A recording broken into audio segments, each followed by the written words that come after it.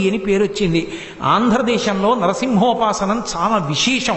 నరసింహస్వామి వారి కథ వింటే ఏం చెప్తారంటే, ప్రహ్లాదోపాఖ్యానాన్ని నరసింహస్వామి వారి ఆవిర్భావాన్ని విని పానకం తాగితే, నైవేద్యం పెట్టిన పానకం పుచ్చుకుంటే తరువుకొస్తున్న గుండె జబ్బు కూడా ఆగిపోతుంది. అంత గొప్ప స్వరూపం. షట్కాల శివ పూజ ఎలా ఉంటుందో అలా షట్కాలముల యందు పూజ అందుకునేటటువంటి మహానుభావుడు. విష్ణు స్వరూపంలో ప్రదోష వేళ కూడా దర్శనం చేయడానికి యోగ్యమైన స్వరూపం నరసింహస్వరూపం. ఆ నరసింహస్వరూపాన్ని దర్శనం చెయ్యాలని పద్మపాదాచార్యుల వారు నరసింహస్వామి వారి మంత్రాన్ని పొంది అరణ్యానికి వెళ్ళి తపస్సుకి కూర్చుంటే, అరణ్యంలో తిరుగుతున్నటువంటి ఒక ఏమీ తెలియని కిరాతుడు ఒకడు వచ్చి, పంతులు గారు మీరు ఎందుకు కూర్చున్నారు ఇక్కడ అన్నాడు.